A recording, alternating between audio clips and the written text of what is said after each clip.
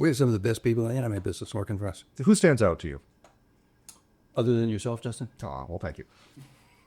Seriously. Oh, Right? You were one of the best because, one, you got it. You put up with the nonsense. You might have bitched and moaned a little bit. a lot. But usually not to me. Right. Well, going back in the day, our first sales guy, Mike Pascuzzi, Yeah. right? From the sales background, hardworking guy, very patient guy.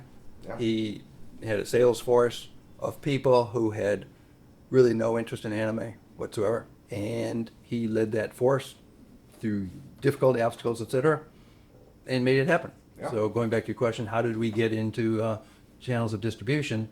Because we got Mike Pascuzzi working with us. We had some other people who didn't play much of a role in the anime world afterwards.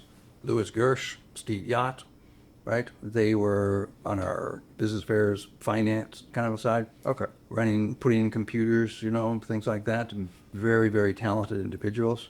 I remember one time we were over in Japan, and this is back in the days where you plugged your Macs together, Yep. And they were putting a new software program for accounting, and the whole thing kept crashing. And the beds, 72 hours in a row sleeping in the office to make sure we could get the invoices out, things like that, and make payroll. I mean, they went above and beyond. Production team, we had a lot of very good people. We had Stephanie Shlovsky. How would you describe like Iron Fist and Velvet Glove? Well, kind of her thing? nickname behind her back was the Iron Lady. The Iron Lady. Yeah. I just remember because she, diminutive Jewish lady who was very soft-spoken, but could reduce grown men to tears just from slightly talking faster and gesticulating. She was very good because she was very organized.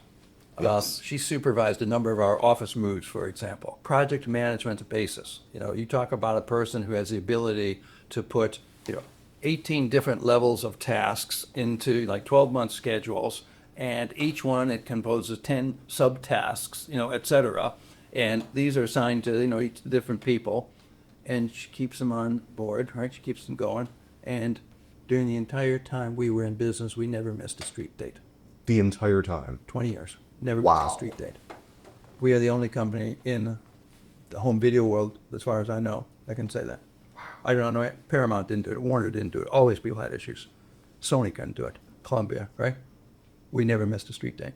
And that was just Stephanie. Other people who were really good, and I'm going to forget a bunch of folk, but Sure.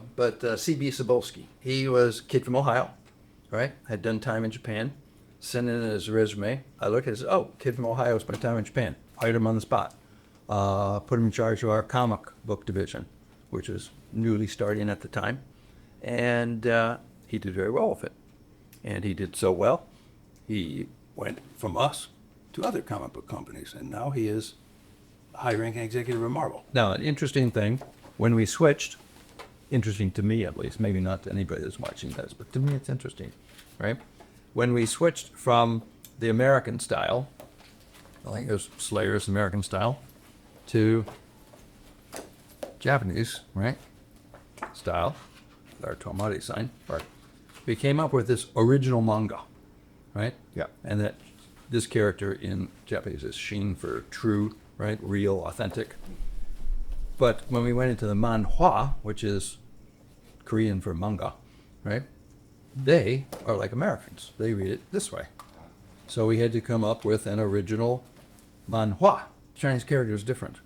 Is it? Yeah, because Koreans used the old style and Japanese used the revised style. Right. Right? So it's the same, means the same thing, real or true, but it's a little bit different. The manhwa never really seemed to be as popular as the manga, right? I don't know why. There's some really good titles, though. Excellent titles. We had Hyunsei Lee. He was the best-selling mangaka, manhwaka, I guess, in Korea. We're never quite as popular as silly stuff like Slayers. I have this very strong memory early on, because you were thinking about the Yaoi market a little bit, but obviously you aren't into that content. You're not the target demo. I'm not the target demo. We had Joey Zerbo, yes, who was the only out gay man in the office at the time. Yeah. And you said, it's like, does this appeal to you at all? He's like, no. And that's what was so interesting about this. I think we had to come up with our pitch, Yeah. right, for the retailers.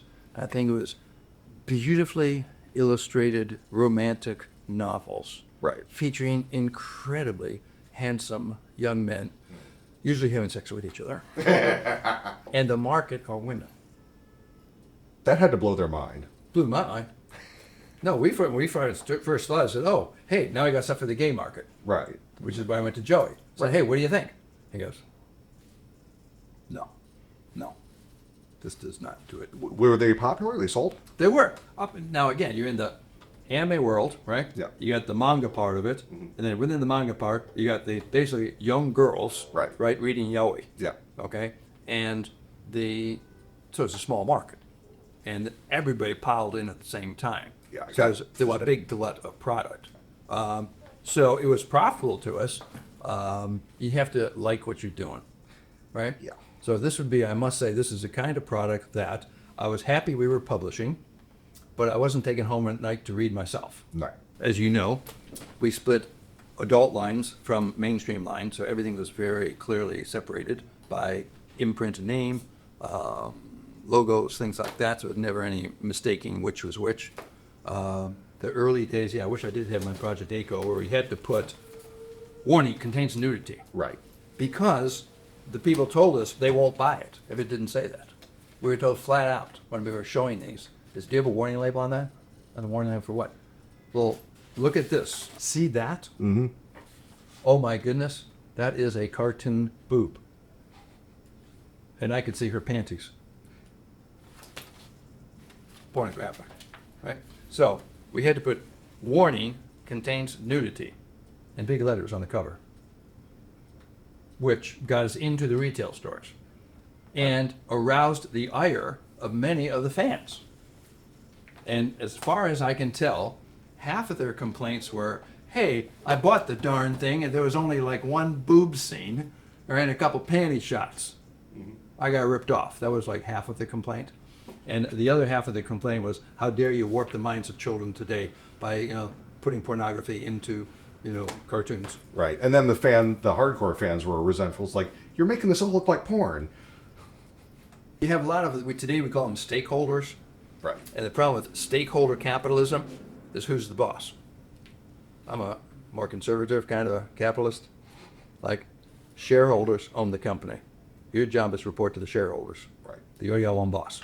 What are they interested in? Earnings per share. Thank you. End of discussion.